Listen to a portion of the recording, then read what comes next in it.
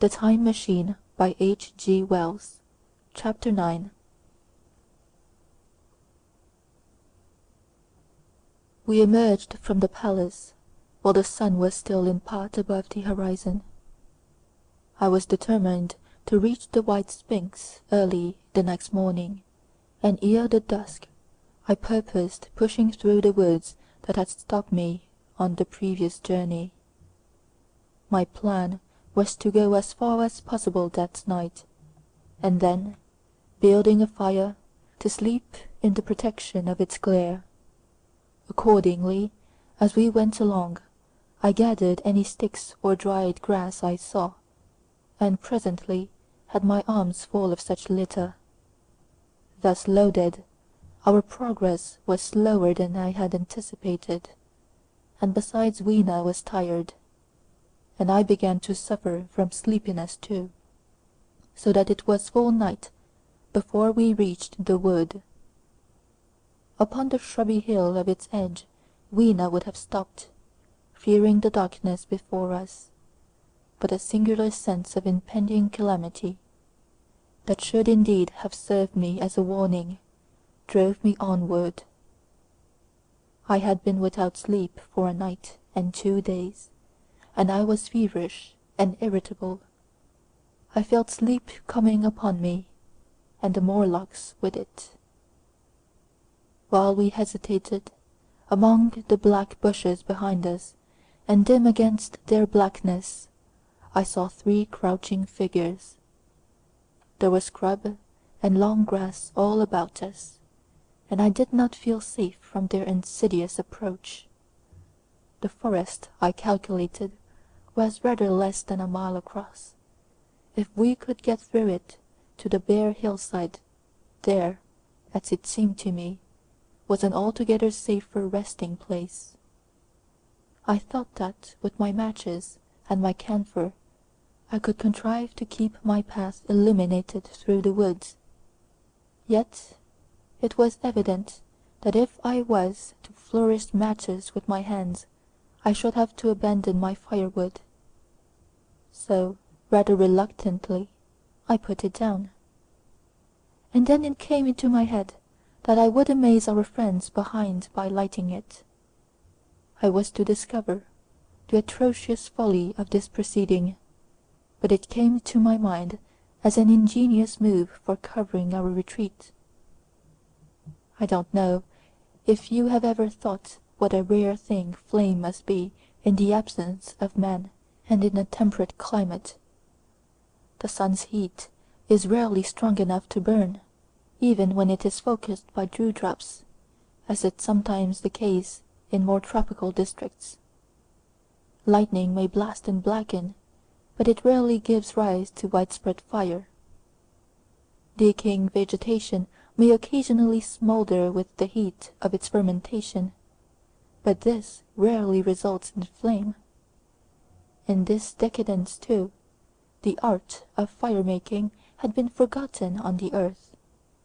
The red tongs that went licking up my heap of wood were an altogether new and strange thing to Weena.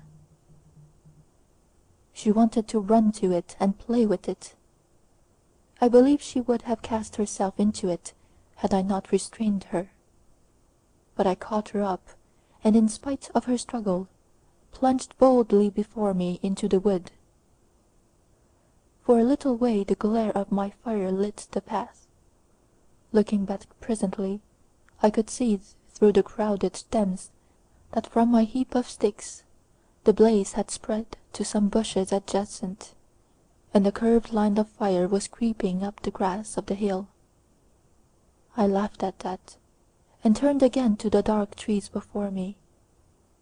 It was very black, and Weena clung to me convulsively, but there was still, as my eyes grew accustomed to the darkness, sufficient light for me to avoid the stems.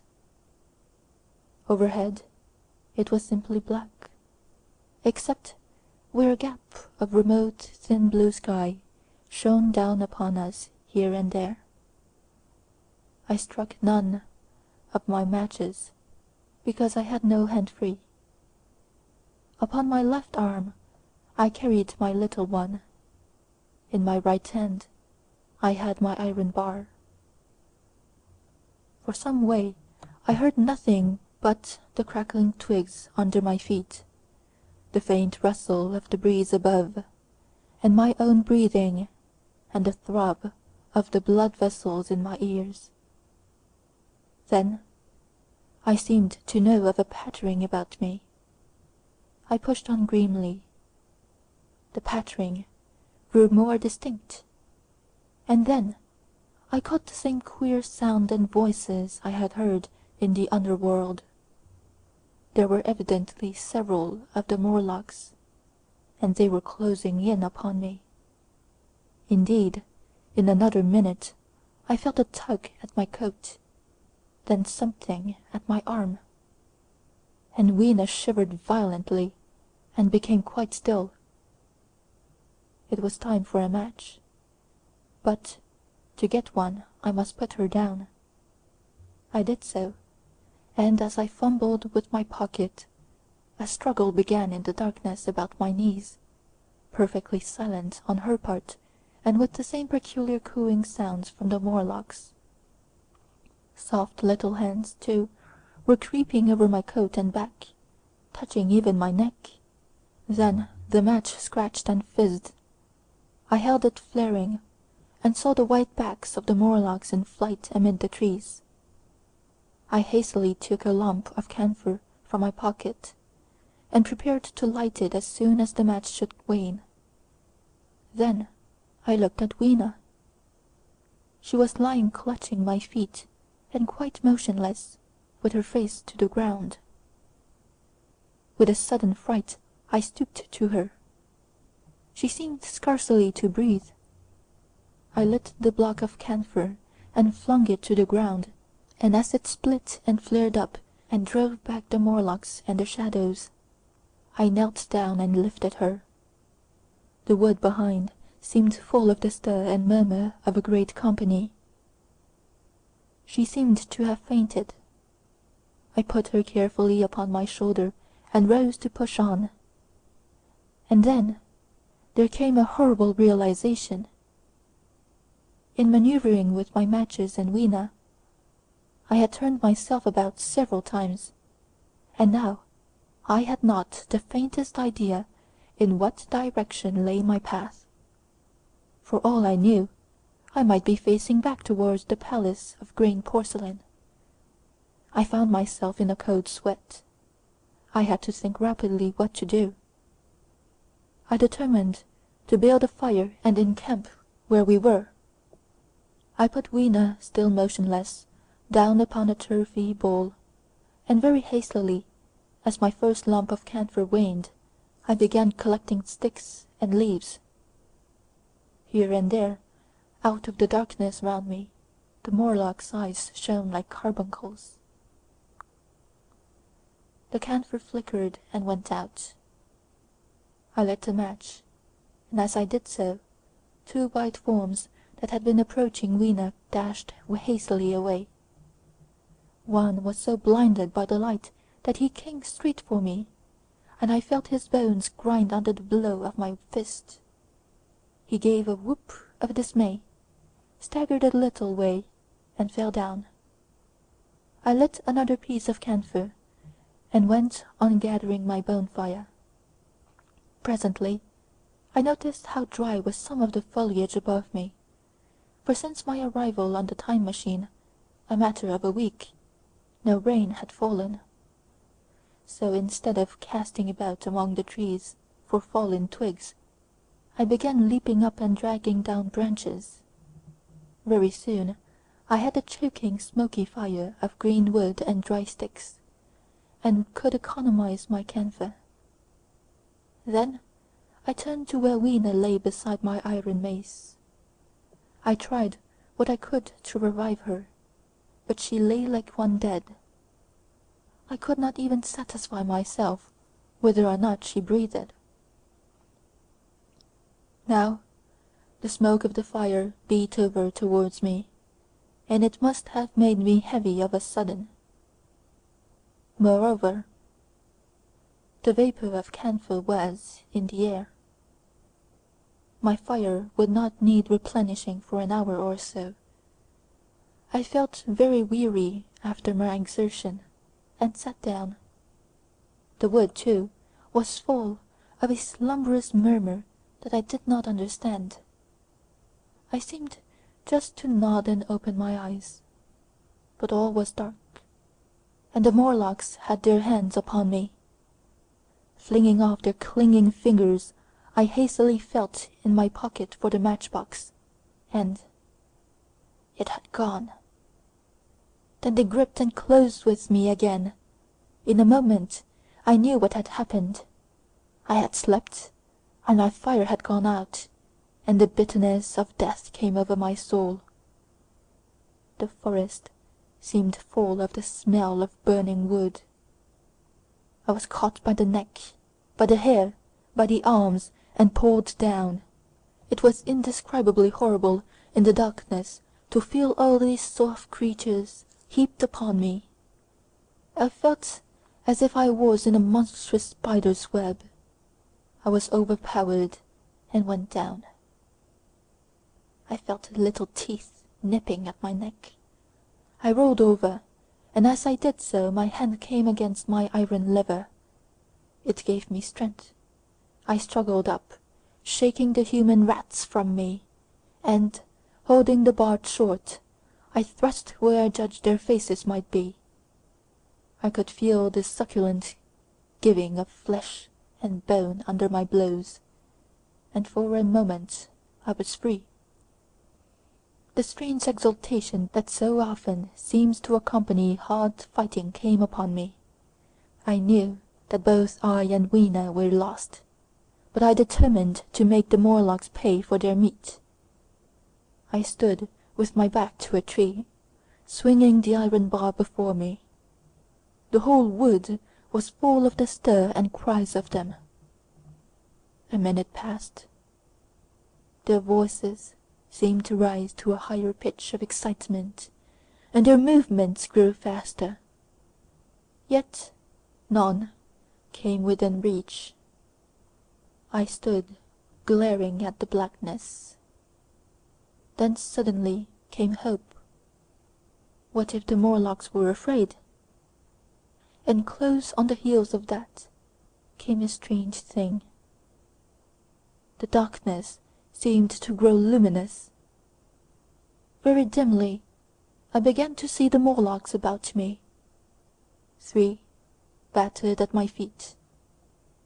And then I recognized with incredulous surprise that the others were running, in an incessant stream, as it seemed, from behind me, and away through the wood in front. And their backs seemed no longer white, but reddish. As I stood agape, I saw a little red spark go drifting across a gap of starlight between the branches, and vanish. And at that I understood the smell of burning wood, the slumberous murmur that was growing now into a gusty roar, the red glow, and the Morlock's flight.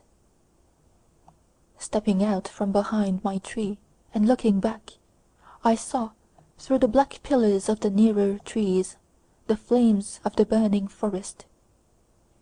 It was my first fire coming after me. With that I looked for Weena, but she was gone. The hissing and crackling behind me, the explosive thud as each fresh tree burst into flame, left little time for reflection. My iron bar still gripped, I followed in the Morlock's path.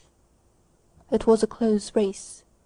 Once the flames crept forward so swiftly on my right as I ran that I was outflanked and had to strike off to the left. But at last I emerged into a small open space, and as I did so, a Morlock came blundering towards me, and passed me, and went on straight into the fire. And now I was to see the most weird and horrible thing, I think, of all that I beheld in that future age. This whole space was as bright as day with the reflection of the fire. In the centre was a hillock or tumulus, surmounted by a scorched hawthorn.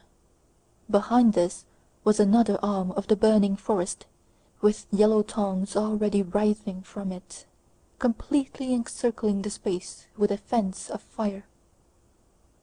Upon the hillside were some 30 or 40 Morlocks, dazzled by the light and heat, and blundering hither and thither against each other in their bewilderment.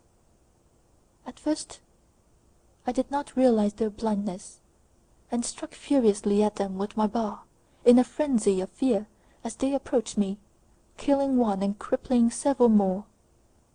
But when I had watched the gestures of one of them groping under the hawthorn against the red sky, and heard their moans, I was assured of their absolute helplessness and misery in the glare, and I struck no more of them. Yet every now and then one would come straight towards me, setting loose a quivering horror that made me quick to elude him.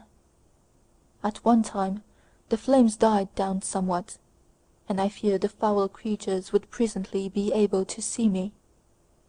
I was thinking of beginning the fight by killing some of them before this should happen. But the fire burst out again brightly, and I stayed my hand. I walked about the hill among them and avoided them, looking for some trace of Weena. But Weena was gone. At last I sat down on the summit of the hillock, and watched this strange incredible company of blind things groping to and fro, and making uncanny noises to each other, as the glare of the fire beat on them. The coiling uprush of smoke streamed across the sky, and through the rare tatters of that red canopy, remote as though they belonged to another universe, shone the little stars. 2 or 3 Morlocks came blundering into me, and I drove them off with blows of my fists, trembling as I did so. For the most part of that night I was persuaded it was a nightmare. I bit myself and screamed in a passionate desire to awake. I beat the ground with my hands, and got up and sat down again, and wandered here and there, and again sat down. Then I would fall to rubbing my eyes and calling upon God to let me awake. Thrice I saw Morlocks put their heads down in a kind of agony, and rush into the flames. But at last, above the subsiding red of the fire, above the stringing masses of black smoke, and the whitening and blackening tree stumps, and the diminishing numbers of these dim creatures, came the white light of day.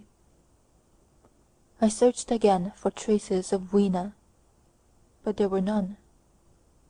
It was plain that they had left her poor little body in the forest.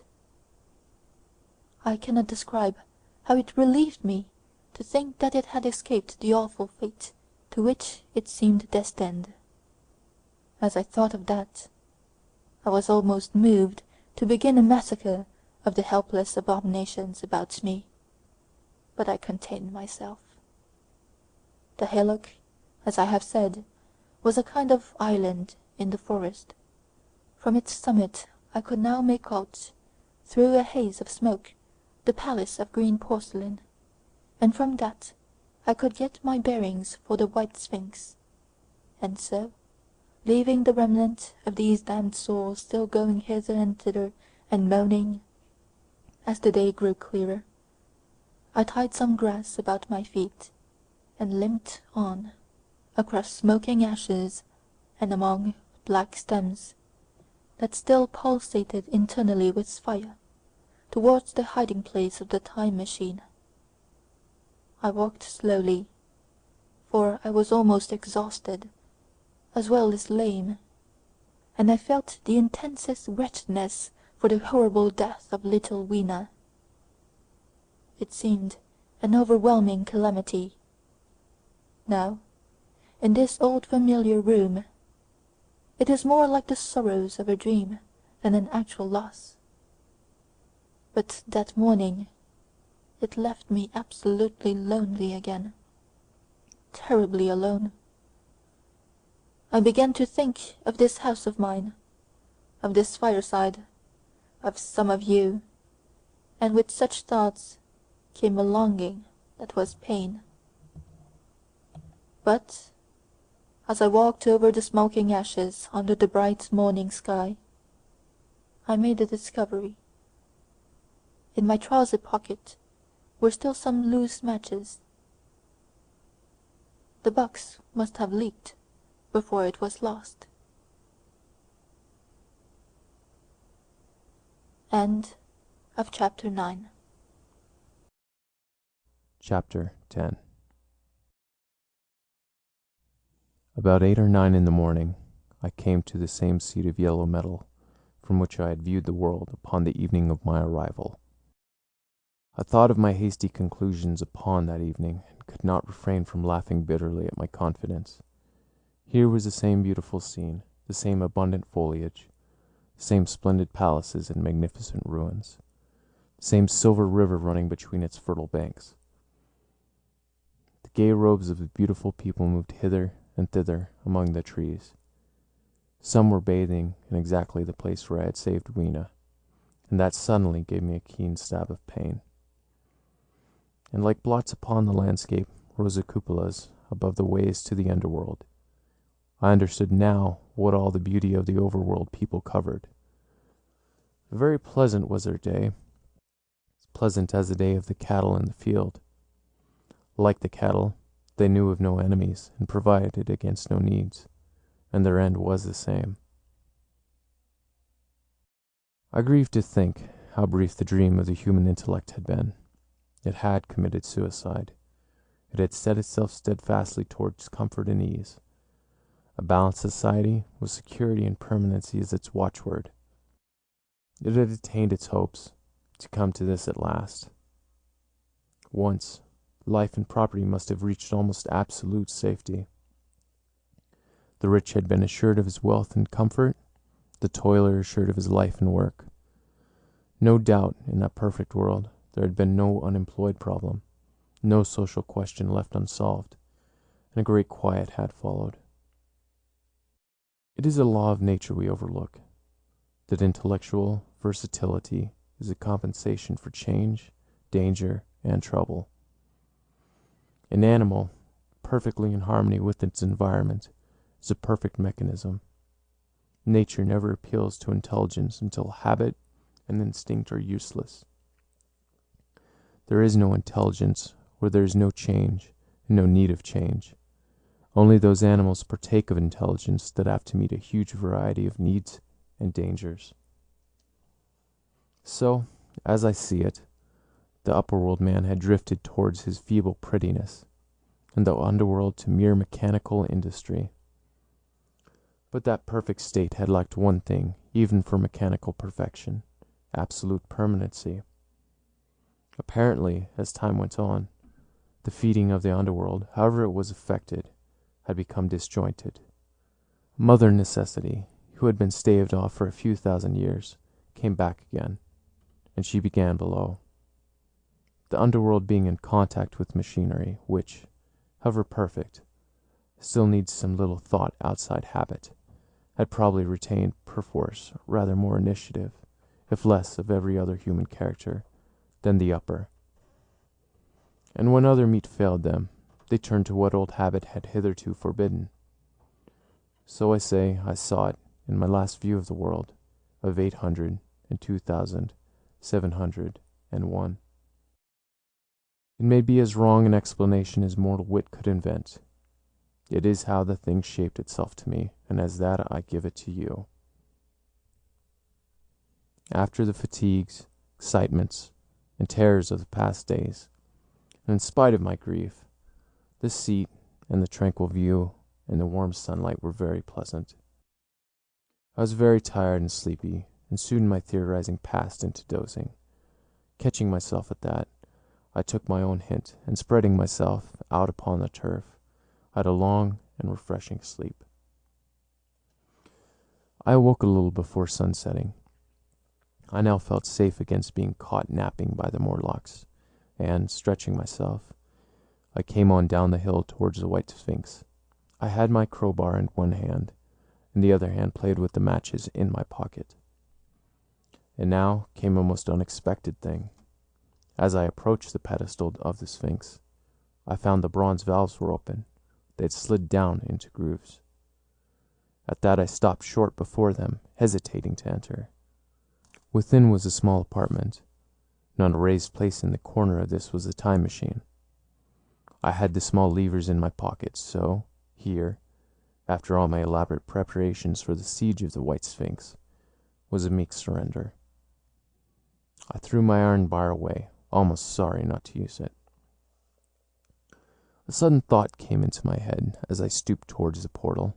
For once, at least, I grasped the mental operations of the Morlocks. Suppressing a strong inclination to laugh, I stepped through the bronze frame and up to the time machine. I was surprised to find it had been carefully oiled and cleaned. I've suspected since that the Morlocks had even partially taken it to pieces, while trying in their dim way to grasp its purpose. Now, as I stood and examined it, finding a pleasure in the mere touch of the contrivance, the thing I had expected happened. The bronze panel suddenly slid up and struck the frame with a clang. I was in the dark, trapped. So the Morlocks thought. At that I chuckled gleefully. I could already hear their murmuring laughter as they came towards me. Very calmly, I tried to strike the match. I had only to fix on the levers and depart then like a ghost. But I had overlooked one little thing. The matches were of that abominable kind, the light only on the box. You may imagine how all my calm vanished. The low brutes were close upon me. One touched me. I made a sweeping blow in the dark at them with the levers, and began to scramble into the saddle of the machine. Then came one hand upon me, and then another. Then I had simply to fight against the persistent fingers for my levers, and at the same time feel for the studs over which these fitted. One, indeed, they almost got away from me. As it slipped from my hand, I had to butt in the dark with my head. I could hear the Morlock's skull ring to recover it. It was a nearer thing than the fight in the forest, I think, this last scramble. But at last the lever was fitted and pulled over. The clinging hand slipped from me. The darkness presently fell from my eyes. I found myself in the same grey light and tumult I have already described. End of chapter 10. Chapter 11 of The Time Machine by H.G. Wells. I have already told you of the sickness and confusion that comes with time traveling, and this time I was not seated properly in the saddle, but sideways and in an unstable fashion. For an indefinite time I clung to the machine as it swayed and vibrated, quite unheeding how I went. And when I brought myself to look at the dials again, I was amazed to find where I had arrived. One dial records days, and another thousands of days, another millions of days, and another thousands of millions. Now, instead of reversing the levers, I had pulled them over so as to go forward with them. And when I came to look at these indicators, I found that the thousand's hand was sweeping round as fast as the second's hand of a watch, into futurity. As I drove on, a peculiar change crept over the appearance of things. The palpitating grayness grew darker. Then, though I was still traveling with prodigious velocity, the blinking succession of day and night, which was usually indicative of a slower pace, returned and grew more and more marked. This puzzled me very much at first. The alternations of night and day grew slower and slower, and so did the passage of the sun across the sky, until they seemed to stretch through centuries. At last the steady twilight brooded over the earth, a twilight only broken now and then when a comet glared across the darkling sky. The band of light that had indicated the sun had long since disappeared, for the sun had ceased to set. It simply rose and fell in the west, and grew ever broader and more red. All trace of the moon had vanished. The circling of the stars, growing slower and slower, had given place to creeping points of light. At last, some time before I stopped, the sun, red and very large, halted motionless upon the horizon, a vast dome glowing with a dull heat, and now and then suffering a momentary extinction. At one time it had for a little while glowed more brilliantly again, but it speedily reverted to its sullen red heat. I perceived by this slowing down of its rising and setting that the work of the tidal drag was done. The earth had come to rest with one face to the sun, even as in our own time the moon faces the earth. Very cautiously, for I remembered my former headlong fall, I began to reverse my motion. Slower and slower went the circling hands, until the thousandth one seemed motionless, and the daily one was no longer a mere mist upon its scale. Still slower, until the dim outlines of a desolate beach grew visible. I stopped very gently and sat upon the time machine, looking round. The sky was no longer blue. Northeastward it was inky black, and out of the blackness shone brightly and steadily the pale white stars. Overhead it was a deep Indian red and starless, and southeastward it grew brighter to a glowing scarlet, where, cut by the horizon, lay the huge hull of the sun, red and motionless. The rocks about me were of a harsh reddish color, and all the trace of life that I could see at first was the intensely green vegetation that covered every projecting point on their southeastern face. It was the same rich green that one sees on forest moss or on the lichen in caves, plants which, like these, grow in a perpetual twilight. The machine was standing on a sloping beach. The sea stretched away to the southwest to rise into a bright horizon against the wan sky. There were no breakers and no waves, for not a breath of wind was stirring. Only a slight oily swell rose and fell like a gentle breathing, and showed that the eternal sea was still moving and living. And along the margin, where the water sometimes broke, was a thick incrustation of salt, pink under the lurid sky.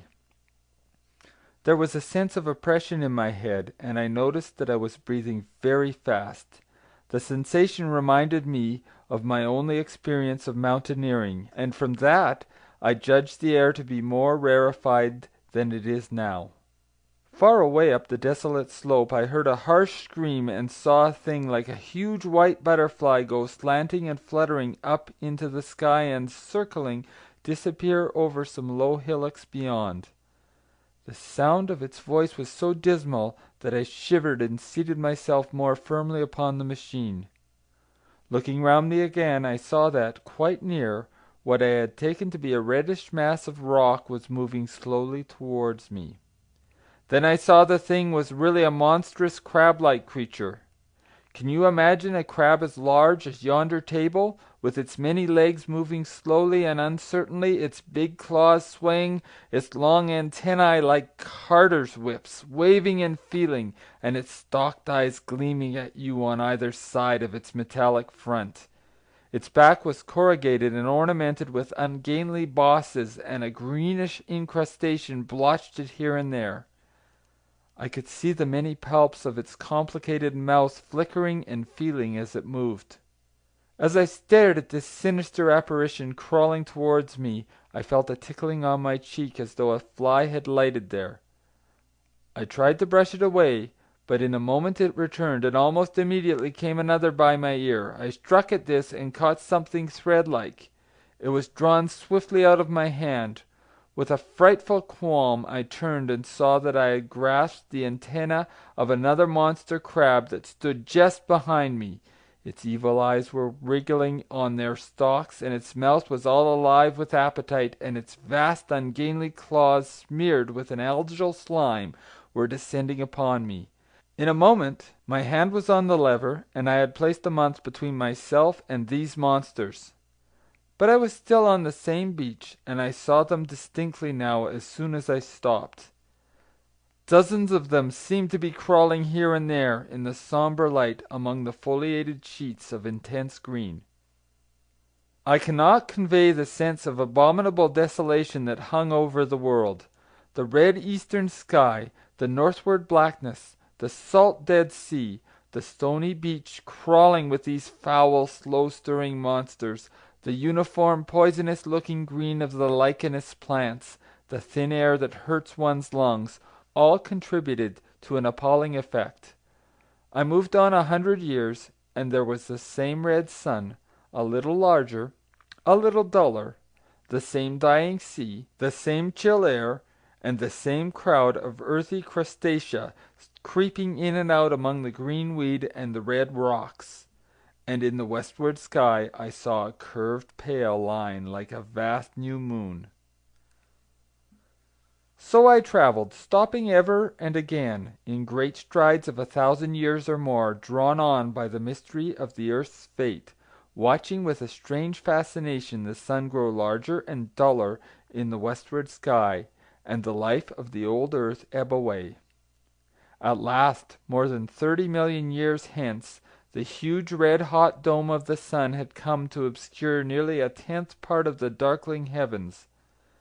Then I stopped once more, for the crawling multitude of crabs had disappeared, and the red beach, save for its livid green liverworts and lichens, seemed lifeless.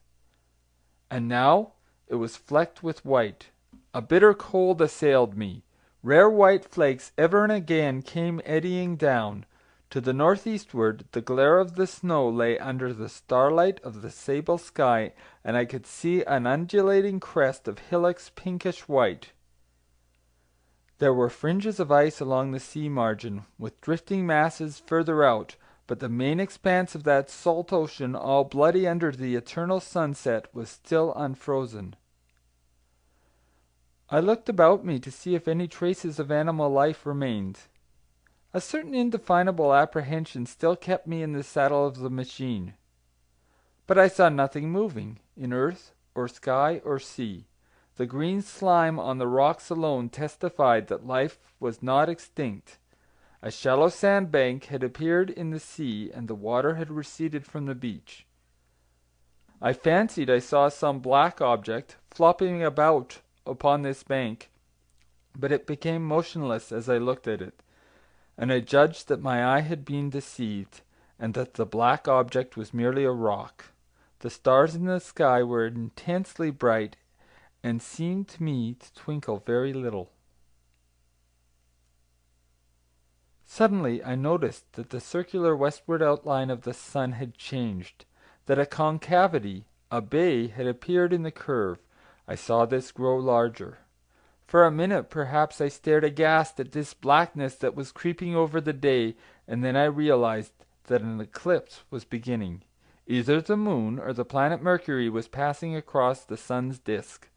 Naturally, at first I took it to be the moon, but there is much to incline me to believe that what I really saw was the transit of an inner planet passing very near to the earth.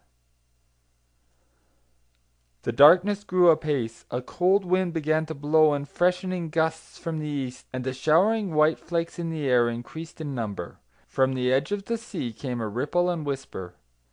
Beyond these lifeless sounds the world was silent.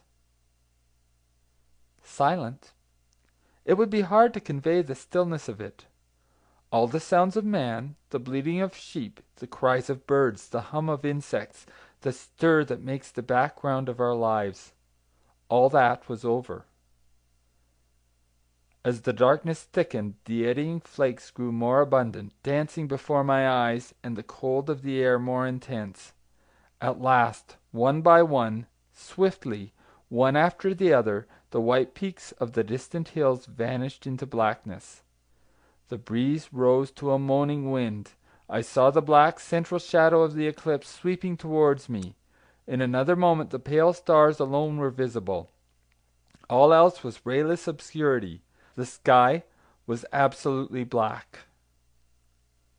A horror of this great darkness came upon me. The cold that smote to my marrow and the pain I felt in breathing overcame me. I shivered, and a deadly nausea seized me. Then, like a red-hot bow in the sky, appeared the edge of the sun. I got off the machine to recover myself. I felt giddy and incapable of facing the return journey. As I stood sick and confused, I saw again the moving thing upon the shoal. There was no mistake now that it was a moving thing against the red water of the sea.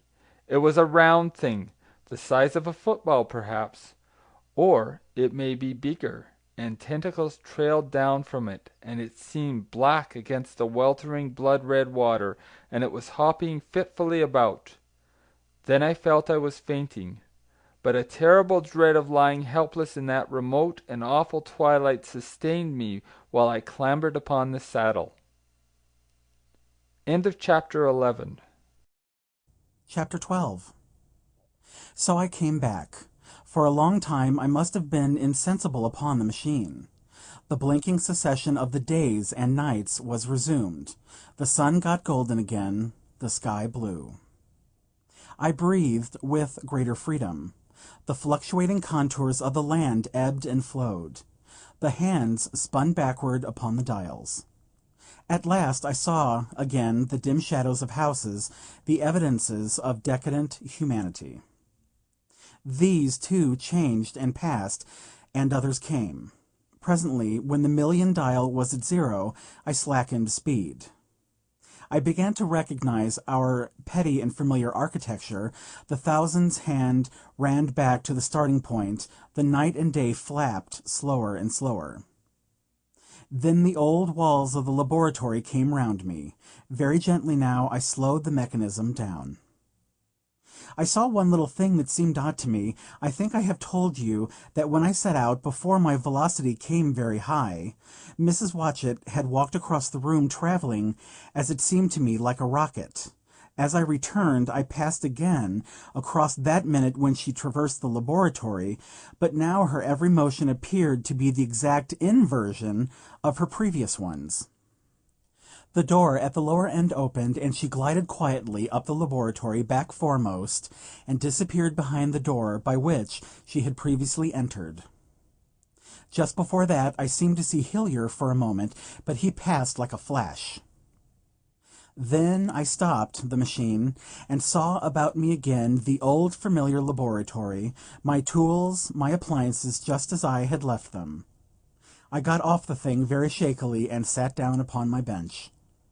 For several minutes I trembled violently. Then I became calmer. Around me was my old workshop again, exactly as it had been. I might have slept there, and the whole thing have been a dream. And yet, not exactly. The thing had started from the southeast corner of the laboratory. It had come to rest again in the northwest, against the wall where you saw it. That gives you the exact distance from my little lawn to the pedestal of the white sphinx into which the Morlocks had carried my machine. For a time my brain went stagnant. Presently I got up and came through the passage here, limping because my heel was still painful and feeling sorely begrimed. I saw the Pall Mall Gazette on the table by the door. I found the date was indeed today, and looking at the timepiece, saw the hour was almost 8 o'clock. I heard your voices and the clatter of plates. I hesitated. I felt so sick and weak. Then I sniffed good wholesome meat and opened the door on you. You know the rest. I washed and dined, and now I am telling you the story. I know, he said after a pause, that all this will be absolutely incredible to you. To me, the one incredible thing is that I am here tonight in this old familiar room, looking into your friendly faces and telling you these strange adventures. He looked at the medical man. No, I cannot expect you to believe it. Take it as a lie or a prophecy. Say I dreamed it in the workshop. Consider I have been speculating upon the destinies of our race until I have hatched this fiction. Treat my assertion of its truth as a mere stroke of art to enhance its interest. And taking it as a story, what do you think of it? He took up his pipe and began, in his old accustomed manner, to tap with it nervously upon the bars of the grate. There was a momentary stillness. Then chairs began to creak and shoes to scrape upon the carpet. I took my eyes off the time-traveller's face and looked round at his audience. They were in the dark, and little spots of color swarmed before them. The medical man seemed absorbed in the contemplation of our host. The editor was looking hard at the end of his cigar. The sixth. The journalist fumbled for his watch. The others, as far as I remember, were motionless. The editor stood up with a sigh. "What a pity it is you're not a writer of stories," he said, putting his hand on the time-traveler's shoulder. "You don't believe it? Well, I thought not." The time-traveler turned to us. "Where are the matches?" he said. He lit one and spoke over his pipe, puffing. "To tell you the truth, I hardly believe it myself, and yet—" His eye fell, with a mute inquiry, upon the withered white flowers upon the little table. Then he turned over, the hand holding his pipe, and I saw he was looking at some half-healed scars on his knuckles. The medical man rose, came to the lamp, and examined the flowers. "The gynecium's odd," he said. The psychologist leaned forward to see, holding out his hand for a specimen. "I'm hanged if it isn't 1:15, said the journalist. "How shall we get home?" "Plenty of cabs at the station," said the psychologist. "It's a curious thing," said the medical man, "but I certainly don't know the natural order of these flowers. May I have them?" The time-traveler hesitated. Then suddenly, "Certainly not." "Where did you really get them?" said the medical man. The time-traveler put his hand to his head. He spoke like one who was trying to keep hold of an idea that eluded him. "They were put into my pocket by Weena when I travelled into time." He stared round the room. "I'm damned if it isn't all going. This room and you and the atmosphere of every day is too much for my memory. Did I ever make a time machine or a model of a time machine, or is it all only a dream? They say life is a dream, a precious poor dream at times, but I can't stand another that won't fit. It's madness. And where did the dream come from? I must look at that machine if there is one." He caught up the lamp swiftly and carried it, flaring red, through the door into the corridor. We followed him. There, in the flickering light of the lamp, was the machine, sure enough, squat, ugly, and askew, a thing of brass, ebony, ivory, and translucent, glimmering quartz. Solid to the touch, for I put up my hand and felt the rail of it, and with brown spots and smears upon the ivory, and bits of grass and moss upon the lower parts, and one rail bent awry. The time-traveler put the lamp down on the bench and ran his hand along the damaged rail. "It's all right now," he said. "The story I told you was true. I'm sorry to have brought you out here in the cold." He took up the lamp, and in an absolute silence we returned to the smoking-room. He came into the hall with us and helped the editor on with his coat. The medical man looked into his face, and with a certain hesitation told him he was suffering from overwork, at which he laughed hugely. I remember him standing in the open doorway bawling good night. I shared a cab with the editor. He thought the tale a gaudy lie. For my own part, I was unable to come up with a conclusion. The story was so fantastic and incredible, the telling so credible and sober. I lay awake most of the night thinking about it. I determined to go next day and see the time-traveler again. I was told he was in the laboratory, and, being on easy terms in the house, I went up to see him. The laboratory, however, was empty. I stared for a minute at the time-machine and put out my hand and touched the lever. At that, the squat, substantial-looking mass swayed like a bough shaken by the wind. Its instability startled me extremely, and I had a queer reminiscence of the childish days when I used to be forbidden to meddle. I came back through the corridor. The time-traveler met me in the smoking-room.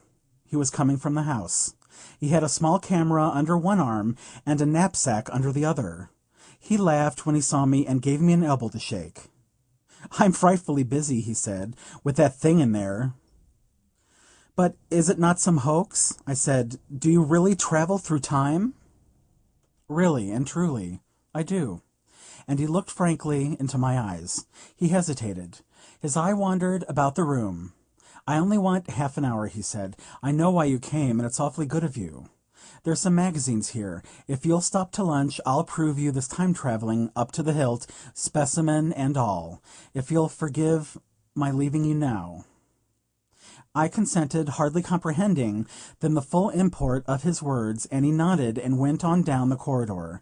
I heard the door of the laboratory slam, seated myself in a chair, and took up a daily paper. What was he going to do before lunchtime? Then suddenly I was reminded by an advertisement that I had promised to meet Richardson, the publisher, at 2. I looked at my watch and saw that I could barely save that engagement. I got up and went down the passage to tell the time-traveller. As I took hold of the handle of the door, I heard an exclamation, oddly truncated at the end, and a click and a thud. A gust of air whirled round me as I opened the door, and from within came the sound of broken glass falling on the door. The time-traveller was not there. I seemed to see a ghostly, indistinct figure sitting in a whirling mass of black and brass for a moment, a figure so transparent that the bench behind, with the sheets of drawings, was absolutely distinct, but this phantasm vanished as I rubbed my eyes. The time machine had gone. Save for a subsiding stir of dust, the further end of the laboratory was empty. A pane of the skylight had apparently just been blown in. I felt an unreasonable amazement. I knew that something strange had happened, and for the moment could not distinguish what the strange thing might be. As I stood staring, the door into the garden opened, and the manservant appeared. We looked at each other. The ideas began to come. "Has Mr. gone out that way?" said I. "No, sir, no one has come out this way. I was expecting to find him here." At that I understood. At the risk of disappointing Richardson, I stayed on, waiting for the time-traveller, waiting for the second, perhaps still stranger story, and the specimens and photographs he would bring with him. But I am beginning now to fear that I must wait a lifetime. The time-traveller vanished 3 years ago, and, as everybody knows now, he has never returned. Epilogue. One cannot choose but wonder. Will he ever return? It may be that he swept back into the past and fell among the blood-drinking hairy savages of the age of unpolished stone, into the abysses of the Cretaceous sea, or among the grotesque saurians, the huge reptilian brutes of the Jurassic times. He may even now, if I may use the phrase, be wandering on some plesiosaurus-haunted oolitic coral reef, or beside the lonely saline lakes of the Triassic age. Or did he go forward into one of the nearer ages in which men are still men, but with the riddles of our own time answered and its wearisome problems solved?